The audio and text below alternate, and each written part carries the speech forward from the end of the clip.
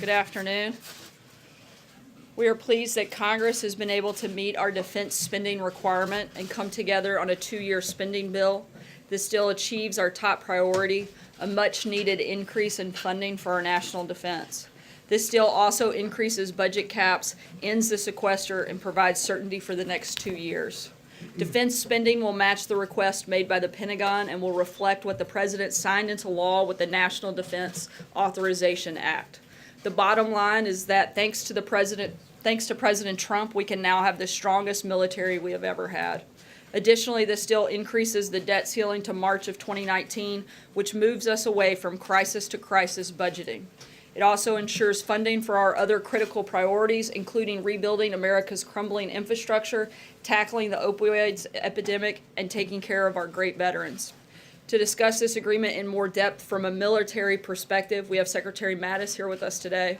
Secretary Mattis will come up to make a brief statement and take a few questions on the importance of funding our armed forces, and then I will be back up after him to answer questions on news of the day. Thank you, Mr. Secretary. Thanks. Well, good afternoon, ladies and gentlemen, and thank you for taking time out of your schedules to be here today. I've spent the last day and a half on Capitol Hill briefing the members of Congress on our 2018 National Defense Strategy.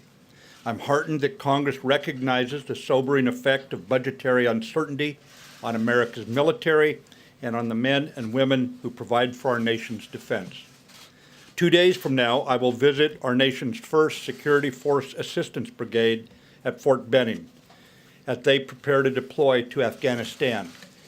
To advance the security of our nation, these troops are putting themselves in harm's way, in effect signing a blank check payable to the American people with their lives. Our military has been operating under debilitating continuing resolutions for more than 1,000 days during the last decade. During last week's State of the Union address, President Trump said, "Weakness is the surest path to conflict." In a world awash in change with increasing threats, there is no room for complacency. Failure to implement or fund the 2018 National Defense Strategy will leave us with a force that could dominate the last war, yet be irrelevant to tomorrow's security. We need Congress to lift the defense spending caps and support a 2-year budget agreement for our military. America can afford survival. For too long, we have asked our military to carry on stoically with a success at any cost attitude. The fact that our volunteer military has performed so well is a credit to their dedication and professionalism.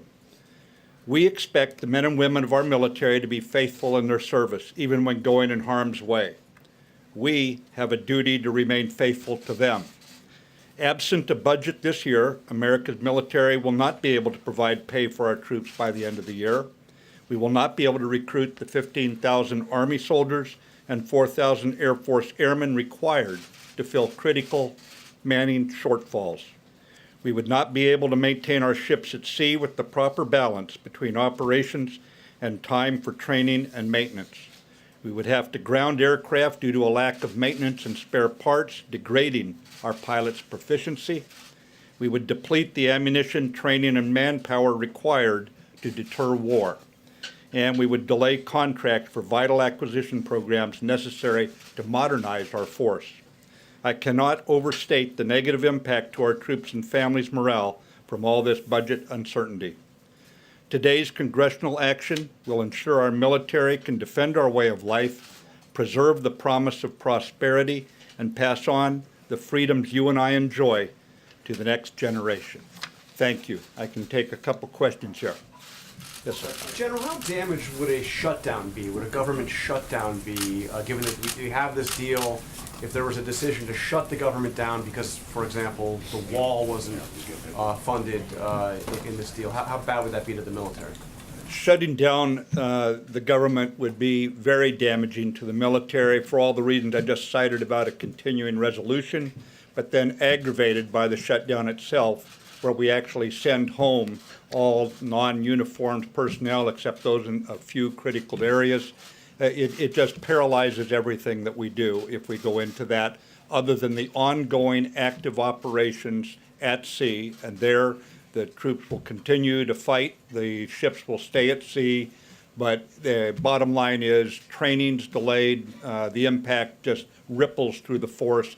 And it doesn't just happen today. It ripples on as people who are not flying are no longer gaining the level of skill that you and I would associate with them even a year from now when they're promoted. Yes, sir. Mr. Secretary, you mentioned you've been spending the last day and a half on Capitol Hill. This is a Senate arrangement. Do you have any sense, sir, if the House leadership on the Republican side is equally receptive and as enthusiastic as you are? And also, service secretaries, particularly the Navy Service Secretary, has said the funding problems are not maybe a direct cause, but contributed to the deaths of seamen in the South China Sea, the two most recent accidents. Can you tell the country, if this money is in fact provided, all of the problems associated with training, maintenance, that have been plaguing the military will be eliminated? I am optimistic that what the House did earlier this week and what the Senate did today can come together this week and give us the budget that then enables us to carry out our responsibilities. By ours, I mean all the leaders in the Department of Defense who will address the issues you just brought up. Obviously, a lot of work goes into the execution then, the quality of the training, but you can count on us. We'll earn your trust on this. We will spend the money wisely. Mr. Secretary, if I could ask you about the recently released nuclear posture review. Yes. Calls for smaller yield nuclear weapons to be added to our arsenal. You're on record as saying there's no such thing as a tactical nuke. Anytime a nuclear weapon is used, it's a strategic game changer. So how does this new posture review add to global stability? Because there are many people who believe that if you've got a smaller yield nuclear weapon, you might be more inclined to use it. Right. Remember that what we're talking about here is the nuclear deterrent. And in that nuclear deterrent, we believe that some nations could miscalculate, one in particular, and that nation could assume that if they used in a conventional fight a small yield bomb, we would not respond with a very large yield bomb. Our response to this is to make a small yield bomb and say, don't miscalculate. It's a deterrent. Remember, deterrence is dynamic. It changes from year to year, from decade to decade. We have to address deterrence in its current construct. So we do this. The idea is to raise the threshold. Don't even think about lowering the threshold to a conventional fight and escalating it to one small yield nuclear weapon, strategically changing the game, and then think our choice is either surrender or suicide, as Dr. Kissinger put it. Yes, ma'am. Can you talk about where things are in the planning stages for this military parade the president is seeking, and what any cost estimates you have at this point are? I think we're all aware in this country of the president's affection and respect for the military. We've been putting together some options. We'll send them up to the White House for decision. A question about North Korea, but also follow up on Catherine's question there. You just laid out the argument for fully funding the military, why you think every dollar counts. So why divert time, energy, financial resources to the planning of a parade as the president has asked? Again, I think that what my responsibility is to make certain I lay out the strategy and make the argument for the oversight of Congress to make a determination of fully funding us. As far as the parade goes, again, the president's respect, his fondness for the military, I think is reflected in him asking for these options. Yes, ma'am. I'm sorry, North Korea. Can I ask you whether you think that war is actually nearer or closer with North Korea than it was at the time the administration took office? And do you support any kind of meeting or communication between Vice President Pence and North Korean officials at the Olympics? Well, on the second, Vice President Pence is quite capable of making the call on that while he's in Korea. As far as the situation with Korea, it is firmly in the diplomatic lane. We have seen much stronger diplomatic action. For example, the last three United Nations Security Council resolutions, unanimous. And how often do you see France and Russia, PRC, China, and the United States, Great Britain, all voting, and other countries all voting unanimously? I think that makes it very clear this is firmly in the diplomatic lane, And we, of course, back up Secretary of State Tillerson's foreign policy efforts as guided by the President with viable military options. But thank you very much, ladies and gentlemen. One more on Syria. Good to go? Yes, sir. All right. Thank you, Mr. Secretary. Due to the timing and tight timeline, we will jump right into questions for today with no further statements. Steve. Nancy Pelosi is wanting to add immigration to this emerging budget deal on the Hill. Is that something the President would like to see? I think we've made clear that the budget deal should be a budget deal, and that members of Congress, like Nancy Pelosi, should not hold our military hostage over a separate issue. We've laid out what we would like to see in immigration legislation, and I think it's something that Nancy Pelosi should support, and hopefully she will come on board. We can get this budget deal done, and then we can focus on getting an immigration deal done. Follow-up, is the President committed to this March 5th deadline for DACA, or is he going to extend the deadline? Look, we are hopeful that we will make a deal with Congress, and we'll see what happens after that. But our goal is to try to get something done. We don't want to keep kicking the can down the road, and we'd like to see a solution, which is why we've laid out a plan that we think addresses everybody's concerns and meets those needs. Jordan? Thanks, Sarah. To put another point on it, will the President sign the budget agreement that was laid out by the Senate this morning? Look, we applaud the steps forward that they've made, but we're going to need to see what is in the final bill. But we're certainly happy with the direction that it's moving, particularly that we're moving away from the crisis budgeting that we've been on in the past. Major? Would you like the House to pass the Senate deal? We would like to move forward on this front, but again, we want to see the final components. But yes, we're supportive primarily because it meets several of the things that we laid out, including ending the crisis budgeting, and also helps meet the needs of the military and defense spending as were laid out by General Mattis. Question, could you clarify the status, security clearance of Rob Porter, and if the President has confidence in him as a staff secretary? I can give you two statements, as has always been our policy when it comes to security clearances. We don't comment on them. I'm not going to change that today. I can tell you that Rob has been an effective in his role as staff secretary, and the President and Chief of Staff have had full confidence and trust in his abilities and his performance. In a more of an update on that front, Rob has put out a statement which I can read to you now, and I think it will address some of those other questions. These outrageous allegations are simply false. I took the photos given to the media nearly 15 years ago, and the reality behind them is nowhere close to what is being described. I've been transparent and truthful about these vile claims, but I will not further engage publicly with a coordinated smear campaign. My commitment to public service speaks for itself. I've always put duty to country first and treated others with respect. I am deeply grateful for the opportunity to have served in the Trump administration and will seek to ensure a smooth transition when I leave the White House. Sarah, is he going to be leaving the White House anytime soon? There was some conversation a couple of months ago that he was at least contemplating that. He is going to be leaving the White House. It won't be immediate, but he is resigning from the White House, but is going to stay on to ensure that there's a smooth transition moving forward from here. Sarah, thanks. Less than 18 hours ago, the White House released several statements praising Rob Porter, his service. Obviously, he's somebody who's very close with the President. So why would the President accept his resignation if the President thinks he did nothing wrong? Look, I think that was a personal decision that Rob made, and one that he was not pressured to do, but one that he made on his own. Catherine? Can we clear up the matter of the security clearance? Did he have one or not? As I If he just said, didn't- I'm not sure why this is complicated. We've addressed it quite a few times in many circumstances. As has always been the policy at the White House, we don't discuss security clearances one way or the other. John? Sarah, can I ask you about the Democratic memo? We understand, and Chief of Staff Kelly illuminated this yesterday, that this memo is different in terms of its content than the Republican memo was. General Kelly said it's not as clean as the GOP memo was. Republicans who have read the memo are saying that it contains a number of references to sources and methods.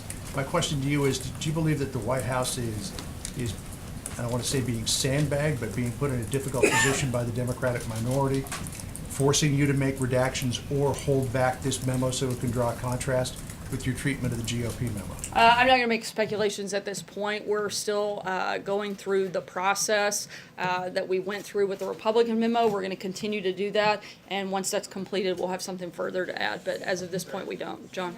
Sir, can you clarify, the president yesterday said that he would like to shut the government down if he doesn't get funding for the wall, border security. Is what he said yesterday now no longer operative? He's going to support a 2-year spending bill without funding for the wall? Look, as I said yesterday, the focus for us has always been to get a 2-year budget deal. We've also laid out what the priorities that we want to see in any immigration legislation, and we expect to see that. We do want to, that we've made no secret, the president wants funding for the wall and he wants border security, and we expect to see that reflected in the budget. He said he wanted to shut the government down if he didn't get it. Now that's no longer operative? Is that no longer the position? No, the position hasn't changed, and I addressed this yesterday. The president is making the point, the only people that have shut the government down are the Democrats. We haven't shut the government down. We've laid out exactly what we want to happen, and we're working towards achieving those goals. He was the one that said he wanted to shut the government down. I'm not understanding. Look, He said, I want a government shutdown. The point he's making when you put it in the context is that if we are going to have that fight, it's a fight that the Democrats started last time and they lost, and we think that we would win again. We want a 2-year budget deal. We want an immigration plan that fixes the problem and doesn't further kick the can down the road. Those are the two focuses, and we're hopeful we'll get those done. How can the president still have confidence in his deputy attorney general when he said he feels vindicated in the Russia probe by the Nunes memo that mentions Rosenstein and the fact that Rosenstein oversees the Russia probe? Look, as I said yesterday, the president feels vindicated because he feels like the Russia investigation has been politically motivated witch hunt for the last year, and the memo clearly vindicates the president's position that there was political bias. Has he actually read the Democrats' memo? You said he has seen it, but has he actually read? He has, and I told you also that he had met with the deputy attorney general to discuss the differences yesterday. And just really quickly, General Mattis was saying that the president has great affection for the military, but he has yet to visit Iraq and Afghanistan. Wouldn't that be the ultimate way to honor the troops, by going there rather than a parade? Look, I think there are a lot of different ways. Nothing has been decided or locked in stone. This is in the early discussion phases, and it's something the president is looking at, not just a way that he can, but that the entire country can come together and show support and honor our military. Cecilia. Thanks. Does the president have any concerns about these domestic violence allegations raised against Rob Porter? I haven't spoken to him about specific concerns. You haven't talked to the president about this? About whether or not he has specific concerns, I haven't asked him that question, Cecilia. Has he seen the photos of Rob Porter's ex-wife with a black eye? I don't know. Sarah. Thanks a lot, Sarah. The president weighed in today on Twitter on the stock market, the first time this week. He's done so, and he's done so quite a bit over the course of his first year in office. Will we expect the president to continue to weigh in on the daily fluctuations on the stock market going forward, or will he sort of let the market take its course? I don't think I'm going to speculate on what we may weigh in on every single day moving forward through the administration, but the economy has obviously been a big focus for the administration, and it's something we're going to continue to talk about. We have a very strong economy. We feel very confident in the direction that we're moving, and certainly the focus on the long-term economic fundamentals that this administration has been advocating for. On the immigration deal, would the president be open to the idea of his 2 pillars of what he's put forward being part of an immigration deal, that being funding for that border wall with Mexico, an increased border security, and then, of course, a legislative fix for those DACA recipients? We've laid out the 4 pillars that we want to see in immigration legislation. Shannon? The president today called these text messages from the FBI bombshells. Does he believe there was a conspiracy in the FBI to try and undermine his candidacy, to try and help Hillary Clinton? Can you explain a little bit more his thinking about what he's seen in these text messages? I think it just further shows that there is reason for all of us to have great cause for concern in this process, and we hope that it's more thoroughly and fully looked at as we move forward. Are there specific, just quickly on the FBI, are there some more specific changes, personnel changes you'd like to see at the FBI? Not that I'm aware of at this time. Stephen? I just want to give you a chance to respond to the concerns about the propriety of this parade down Pennsylvania Avenue. A lot of people in the country think that that's not how the American military should be presented to the world, rolling tanks down America's Main Street. What do you think? Look, as I said, we haven't made a final decision. The president's simply exploring different ways that he can highlight and show the pride that we have in the military, the people that have served and sacrificed to allow us all of the freedoms that we have. The president's very proud of the United States military and all that they do on behalf of all of us, and we're simply exploring options. I think it's way too far speculation to start weighing in on, whether or not we think certain things are appropriate when nothing has been decided and it's literally in a brainstorming session. Is it true that the report that the president essentially gave a directive to the Defense Department that this is something that must happen? No, the president asked them to look at different ways and explore and see what those options look like, as the secretary said. Take one last question. Sarah, to follow up on these text messages, does the president believe that former President Obama was involved in the investigation, the Russian investigation against him, which is what alleged between those texts between Peter Strzok and Lisa Page? I'm not aware of that specific concern, but I think that there is a lot within those text messages that gives us great cause for concern, and we, again, hope that they look at them thoroughly and investigate this process more fully. Thanks so much, guys.